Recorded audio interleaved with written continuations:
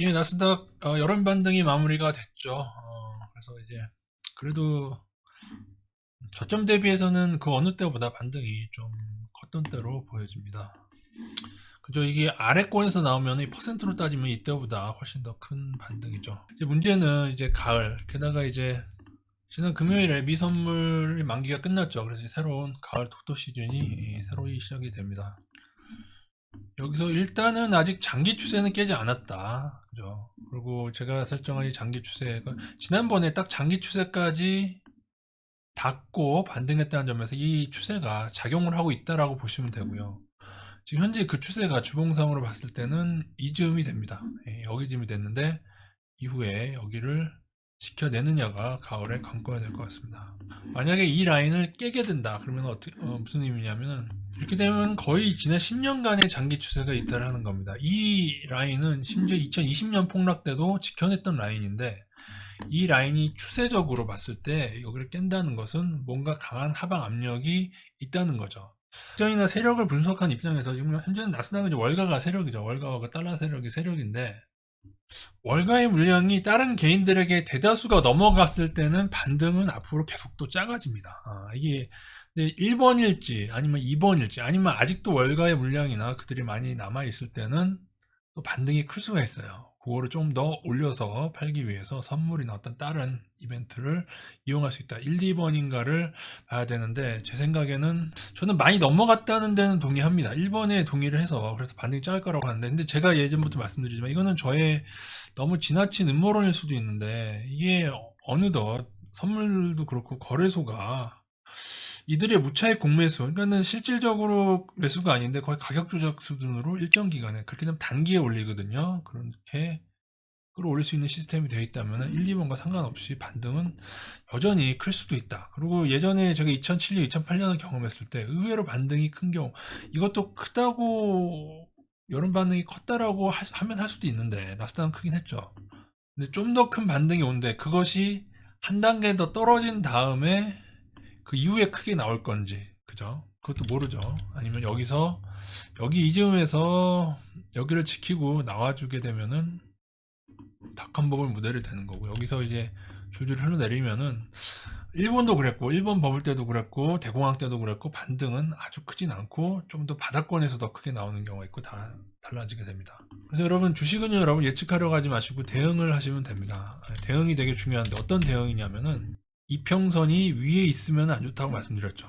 이것은 현재의 주가가 이 모든 평균보다 그죠? 여러분이 성적이 120일의 평균보다 낮다는 거는 문제가 있는 거잖아요. 그죠? 지금 현재의 성적표는 120일의 평균보다 낮다. 그래서 혹여나 하방 압력이 크게 작용하는 건 아니냐를 봐야 되는데 이후에 반드시 여기를 뚫어줘야 됩니다. 그리고 단기적으로는 최근의 저점도 조금 깼죠. 여기 아주 단기긴 하지만 그러나 방향전환 가능성을 볼 수 있는 하나는 이제 토토가 끝났다는 거 만기 풀하는 점. 그리고 재밌는 거는 미국은 금요일 장 시작이 만기 끝입니다. 그래서 이날 시작은 조금 아래서 하다가 장 마감을 좀 올려서 하는 모습이 나스닥에 보여졌습니다. 특히 나스닥 100 선물은 조금 더 심했죠. 차트적으로만 본다면 이 이평선들이 모이고 있습니다. 그죠? 이거는 참 좋은 거예요. 그러니까 좋다는 게 의미가 자체가 좋은 게 아니라 대응하기가 좀 쉽다는 겁니다. 여기를 뚫게 되면은 모인 지점을 한꺼번에 뚫겠죠. 여기를 무조건 뚫고 올라가면은 이거는 반등을 보셔야 된다는 뜻입니다. 다시 어렵지 않아요, 여러분. 1번과 2번만 알려드릴게요. 물론 더 복잡하게 볼 수도 있지만 1번 여기에 몰려있는 가을 반등 올 거냐? 요거는 1번에 있는 이 이평선들을 좀 모인 부분을 제가 볼 때는 대략 12,000 부근 될 것 같습니다. 12,000 부근을 돌파하느냐. 특히나 이제 121선은 빨간색으로 되어 있는데 그거보다 좀 높겠죠. 여기를 뚫게 되면은 가을에 반등이 올 걸로 보고 뚫었다고 해도 다시 깨면 계속 조심을 해야 되고요. 그리고 주봉으로 봤을 때는 이 라인이고 주봉으로 봤을 때 아랫단에 대한 대응은 여기가 깨진다. 이게 뭐라고 했죠? 2번 하락에 대한 대응은 장기 추세 이탈 여부. 이거 깨면 나스닥 인버스만을 위주로 상당히 크게 베팅을 할 겁니다. 이게 물론 여러분이 그렇게 생각할 수 있죠. 왜 지금 이렇게 많이 떨어진 지점에서 16,000에서 안 하고 이렇게 이 지점에서 합니까?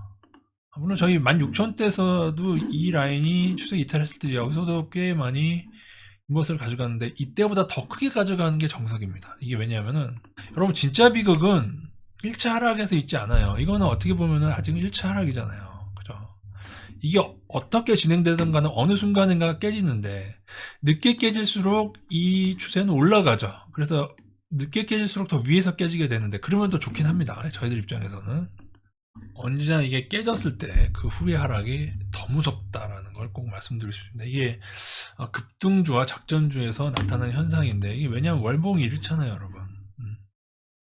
여러분 이 모습과 일본의 10년 버블 붕괴를 잘 보십시오. 이게 거의 싱크로가 많이 되고 있죠. 근데 일본은 일본처럼 된다고 하면은 사실 이 샷이 나올 수가 있다는 거죠. 일본은 어떻게 해요? 고점에서 여기까지 하락하는 동안 이게 반 땅이 더 넘게 떨어졌잖아요. 그죠? 거의 4만선에서 14,000선까지 떨어졌다고요. 그래서 가을에 반드시 이 샷이 나오지 않는가를 꼭 봐야 되고 그렇게 되면은 아마도 일본도 이게 장기 추세가 이렇게 감아 들어갔을 겁니다.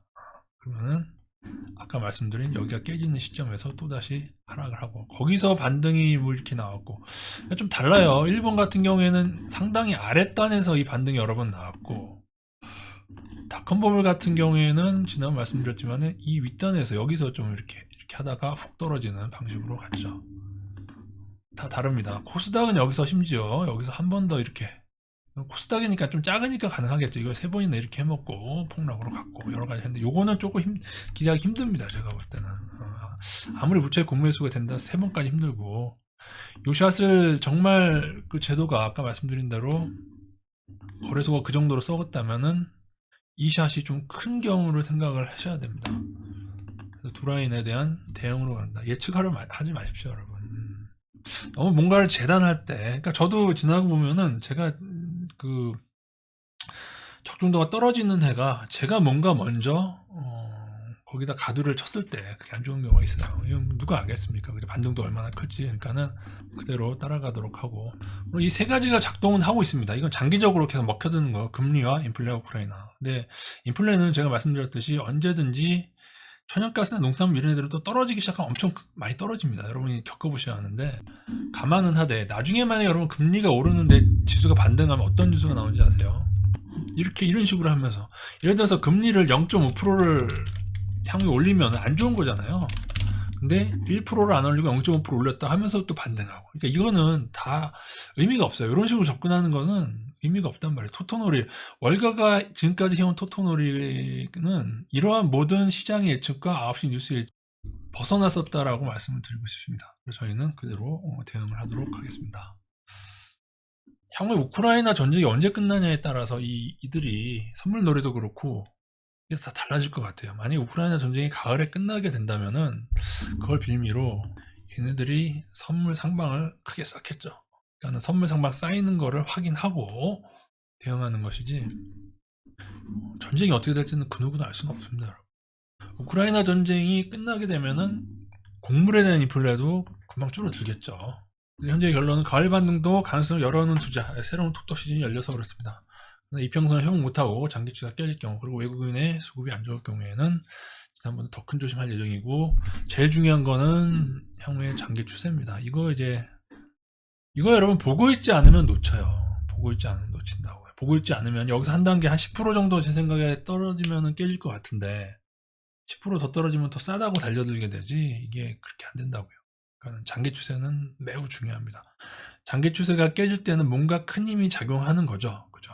그런 것은 이런 주포론에 있어서는 기존 주포들이 처분을 상당히 했다라는 의미가 되기 때문에 장기 추세가 깨질 경우에는 추가 하락을 반드시 염두에 두셔야겠습니다.